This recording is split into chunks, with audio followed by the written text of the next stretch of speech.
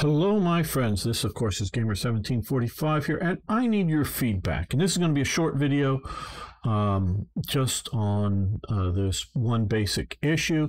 I'll do a quick explanation of what's going on and then the sort of choices, because me and my friend Exurgent and I should say, are working on doing our version of a remix of things for Third Reich events. Now what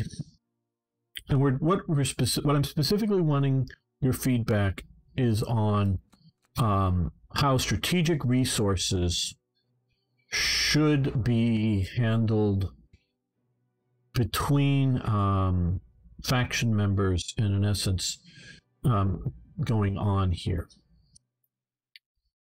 Okay, and just explain how it works. These, at least mostly, if not entirely, have become useless up here as just simply an indicator, unlike the original game, an indicator that you have, tungsten, or wolfram, that's why they have the W there, or aluminum, or as the British would say, aluminium.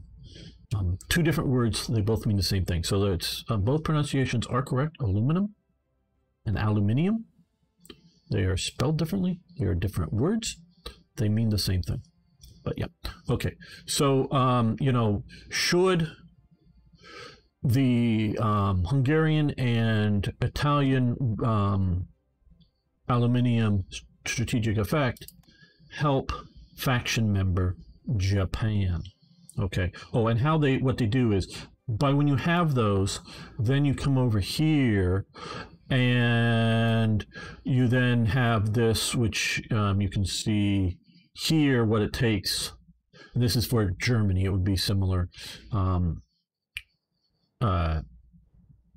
Provinces controlled by member of Axis. So if Japan's in the Axis, it would get the effect, the aluminum, the air build speed way out here for Japan.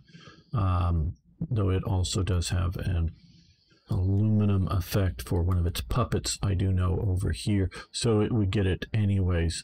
That China and other puppets not being the Axis, that's a different thing I'm going to work on. But should that Germany has helium or something because it controls some area here, should that help Japan's rocket building speed? Because that's what supposedly it helps in this game. Now, historically, and talking to my friend, yes, there were submarines that when they were leaving Europe, heading to Asia, they would stock all the special resources, whatever they were. It could be medicines or other things, and going to Japan, or vice versa, maybe more medicines coming back, like quinine coming into Germany, and tungsten or whatever, going back and forth. And there were even a few ships, not the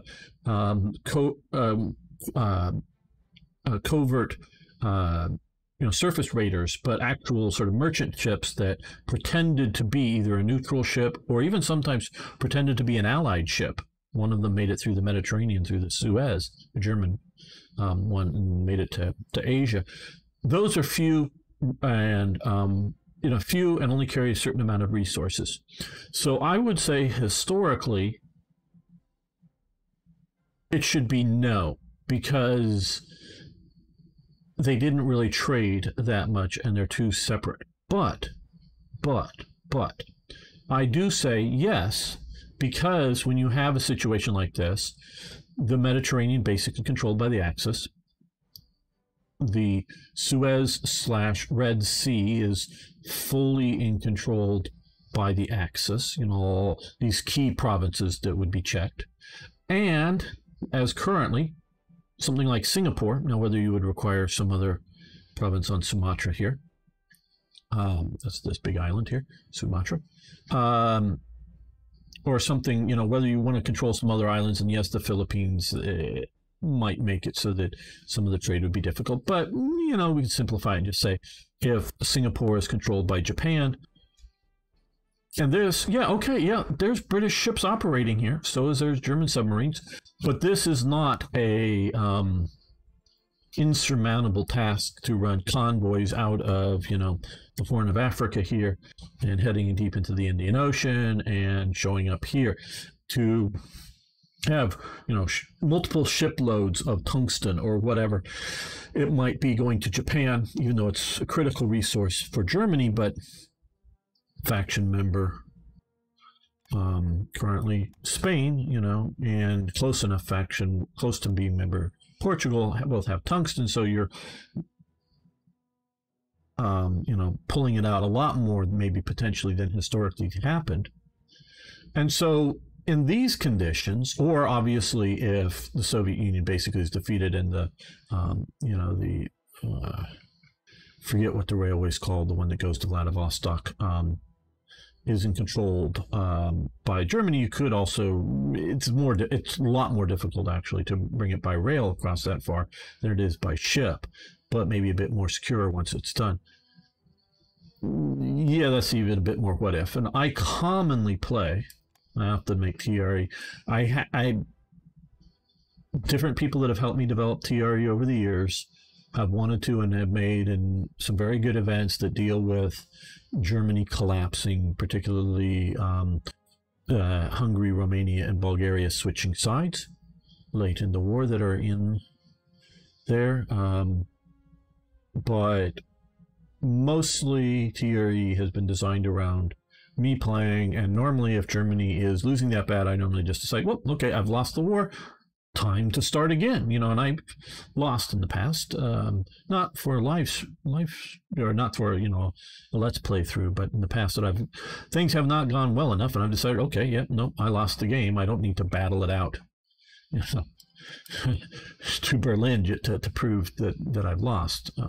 So, I definitely look on my play style as something of a guide for what should be in TRE. So not just, the idea of, oh, we're going to, trade with Japan, and run trade convoys through Japan, and Japan runs trade convoys through to us, which would, let's see if we have any going right now.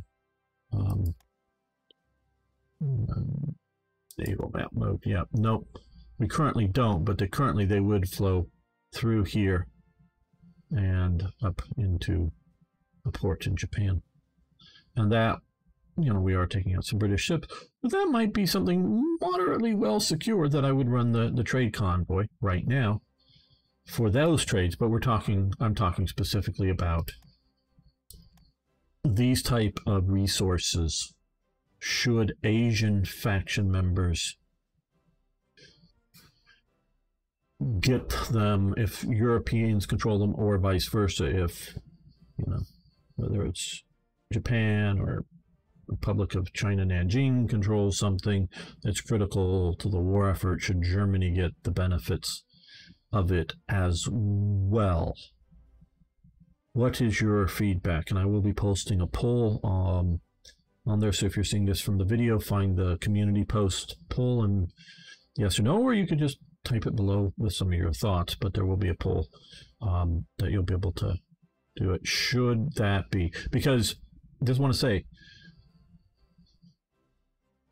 I'm on, to some degree, on the fence on this, but is it better to be more restrictive, or is it better to deal with the potential what ifs, and for me, commonly happening what ifs, not unicorn what ifs, because I commonly secure this part of the world enough, and commonly Japan secures this part of the world enough that would make this appear viable. But I don't have a good way to turn it on and off by this, so it would be able to happen even if you don't secure the world well. That's sort of the thing. I don't have a way to turn it on and off. I wish I did, and then I wouldn't be asking for your advice. But is it better to be more restrictive, or better to be less restrictive about strategic resource effects in the game? I would like your feedback. Thank you so much. Thank you for any sort of feedback you give on Third Reich events. I really do appreciate it. See you next time.